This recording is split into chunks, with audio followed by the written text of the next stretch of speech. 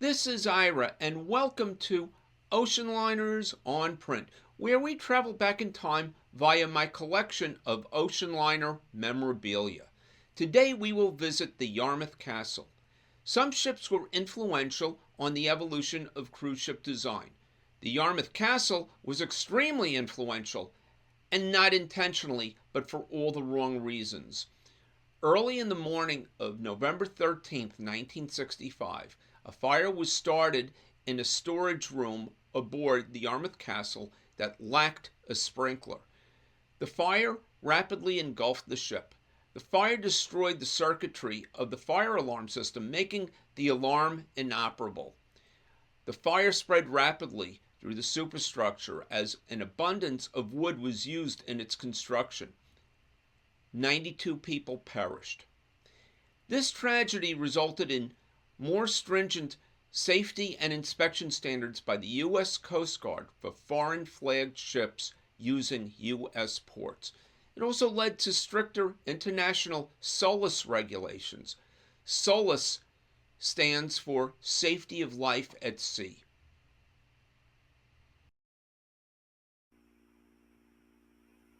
The Yarmouth Castle was originally built as the Evangeline of the Eastern Steamship Line in 1927. It did free World War II service between Boston, Yarmouth, and Nova Scotia. After the war, the Evangeline cruised to the Caribbean, Bermuda, Nassau, Nova Scotia, and the West Indies as depicted in this brochure for 1960. The sailings were from Washington, D.C., completely air-conditioned as a tagline, as at that time there was still some ships without complete air conditioning. Nassau or Nova Scotia for $130, or a 14-day cruise to the West Indies for $260. Even by the cost of living at that time, those prices were very low. Quote, Bon voyage. The SS Evangeline serves as your home for the 7 and 14-day cruises from the nation's capital. Cruises are all expense, one to suit every purse and purpose, including meals and the ship as hotel, even in ports, close quote. They are claiming to give you a special benefit that no other cruise line provides. That is, allowing you to stay aboard while the ship is in port. Quote, an experienced cruise director and staff are always, quote, on call, close quote, with planned activities of entertainment, onboard games, dance instruction, card tournaments, movies, and to make arrangements for port tours, close quote. I would hope the cruise director and staff are experienced. To say they are on call, does that mean they are hiding? Quote, the swimming pool and sun deck are favorite areas for sport and relaxation. Lounges are fully equipped with games, cards, and reading materials. Close quote. I don't know about you, but so far, reading this brochure is not selling me on booking a cruise on the Evangeline. Quote, food is excellent with a wide choice daily. Breakfast, lunch, and dinner in the dining room. Bouillon tea and before bedtime snack on deck. Service is superb, always present but unobtrusive, close quote. I would hope they provide breakfast, lunch, and dinner. The description of the service as unobtrusive could mean that it doesn't exist. The writer of this brochure was not a wordsmith by any stretch of the imagination. Under the general information section, quote, valuables may be deposited with the purser for safekeeping, close quote. This was before the days of individual room safes. It says under travel documents that passports are not required for U.S. citizens, even though these ships travel to destinations outside the United States. I love the verbiage under general information about advanced or delayed sailings. In the event of strikes, lockouts, riots, or stoppage of labor from whatever causes, or for any other reason whatsoever, in the uncontrolled discretion of the ship owner at any time may cancel, advance, or postpone any scheduled sailing or call at any port and may, but is not obliged to substitute another vessel, or shall not be liable for any loss whatsoever to passengers by reason of such cancellation, advancement, postponement, or substitution. And that's a close quote. Maybe I'll pass on taking a cruise in the Evangeline. I don't know if I want to deal with riots, strikes, or labor shortages or unrest. The Evangeline is fully air conditioned, which was something not to be taken for granted, as in 1960, most but not all cruise ships had air conditioning. Another brochure from 1960 shows cruises for as little as $95 for a 5-day cruise. The verbiage, in my opinion, is not written with clarity or passion for the product being promoted. Quote, and your vacation begins the moment you sail from the heart of tropical Miami and continues until you are once again in this, quote, playground of America, close quote. Maybe it's me. I just don't see if the term playground of America should be leveraged towards the ship. It sounds more like they are promoting Miami than a ship. Quote, the SS Yarmouth and SS Evangeline, twin sisters, serve as your floating resort on the 5, 7, 10, and 15-day cruises from the heart of Miami, close quote. Quote, informality is a key word of the trip. Anything from shorts to cotton dresses all day long. Long shorts in port, any length aboard ship. Even in the dining room, bathing suits are the only dining room taboo. Dressy cottons or short cocktail dresses are the mode for dinner, with jacket and tie a must for the gentleman. Here we go again with the mention of the experienced cruise director and staff being on call. Quote, the swimming pool and sun deck are favorite relaxing spots. Close quote. Should it say relaxation spots? Lounges are fully equipped with games, cards, and reading material. Quote, food is plentiful and tasty with a wide choice daily, breakfast, lunch, and dinner in the dining room, bouillon, tea, and before bedtime snacks on deck. Service is excellent but unobtrusive. This is a recurring theme from another brochure. And 100% air conditioning means 100% comfort. Join in the fun or just relax between ports. It's your vacation. Let's check the deck plan of the Yarmouth Castle. So we take a look. The top deck would be the sun lounge, followed by the boat deck, the promenade deck, the main deck, and the A deck. The highest part of the ship is the sun lounge, which is a deck in itself, followed by the boat deck, where we have the swimming pool, which is aft, the verandas on boat deck, which this is the boat deck, one of the verandas featuring the shuffleboard, the bar.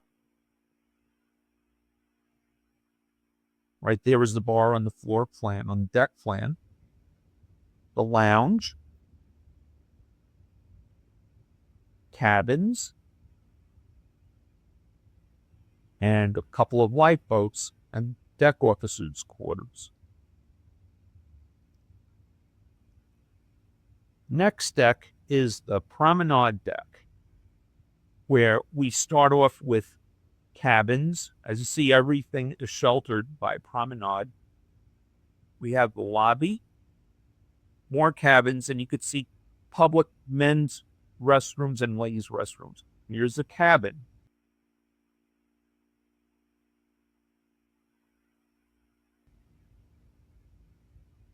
More cabins.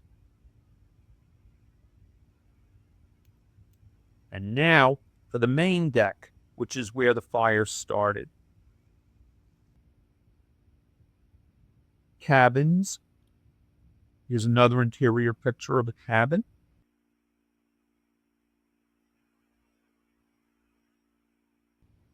It said the fire started in room 610, but there was no such room with the number 610. But they said it did happen on the main deck. Here is the dining salon with a couple of different pictures from different brochures of the dining salon.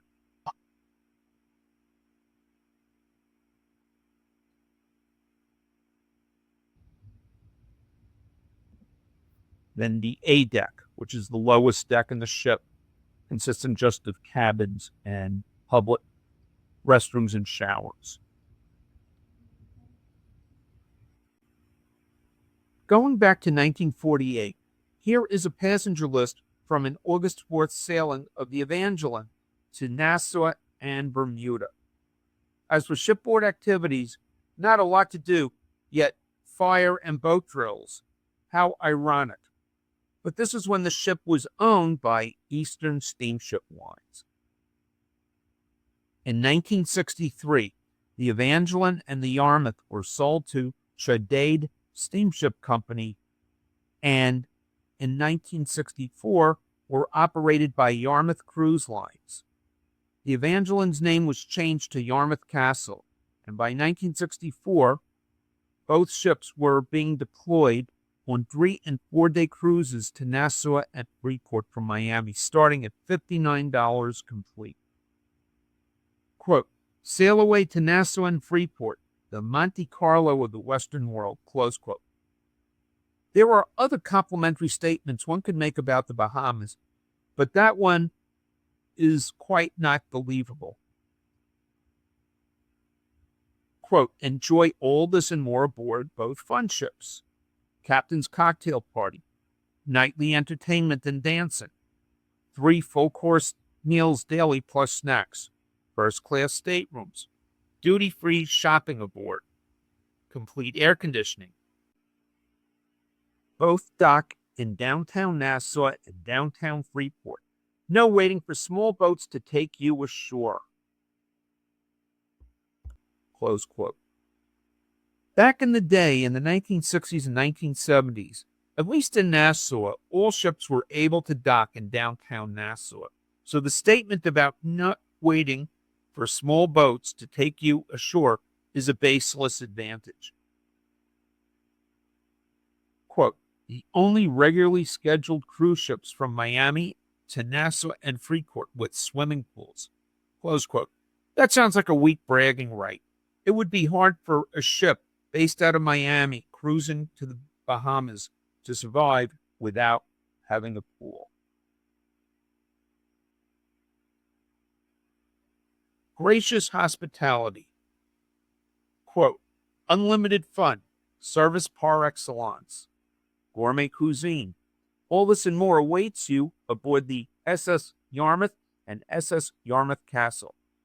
These will be the gayest, most fun-filled, most carefree days and nights of your life, close quote.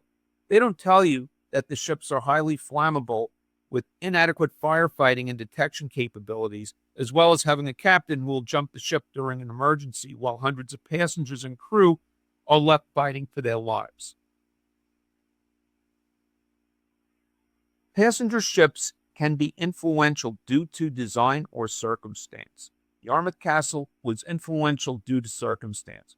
As a result of the Yarmouth Castle fire, new fire safety regulations for passenger ships were issued in 1966, as well as improved regulations for SOLAS, which stands for Safety of Life at Sea. Here are examples of ads for other ships in 1966 and 1967 with mentions of what safety regulations specific ships met. The MS Victoria, registered in Liberia, meets international safety standards for new ships developed in 1948. The MTS Argonaut, registered in Greece, meets international safety standards for new ships developed in 1948 and meets the 1966 fire safety requirements. The Cabo Izara Registered in Spain, meets international safety standards for new ships developed in 1960 and meets the 1966 fire safety requirements.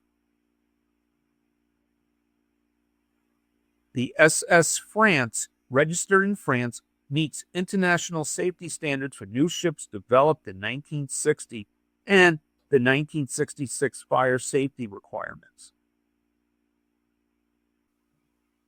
Quote, the SS Homeric, registered in Panama, meets international safety standards for new ships developed in 1948 and meets the 1966 fire safety requirements. Close quote.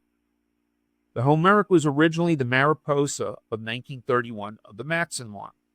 The designer of the ship, William Francis Gibbs, designed ships that exceeded fire and safety standards of the day. He was obsessed with reducing fire risk and increasing compartmentalization of ships to contain water infiltration due to collision. The SS Oceanic, registered in Panama, meets international safety standards for new ships developed in 1960 and meets the 1966 fire safety requirements. How about the Sunward? This is the first ship of the Norwegian Caribbean Line, the forerunner of Norwegian Cruise Line. The Sunward was a converted car ferry. If you take a look at the very bottom of the ad, it says, see a travel agent or call Arison Shipping Company, managing agents. Anyone know who Arison was? Ted Arison, in 1972, founded Carnival Cruise Line. Back to the safety information for the Sunward.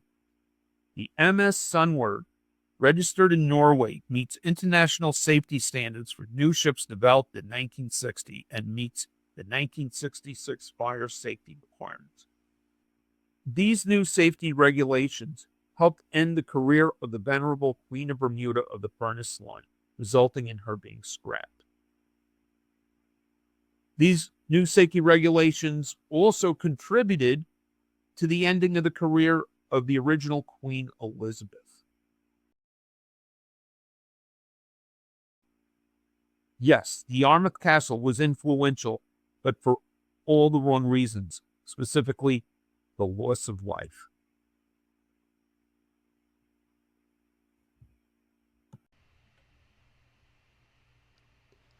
I hope you found this video eye-opening and as a result having an appreciation of how safety shortcomings and resulting loss of life had led to safer ships.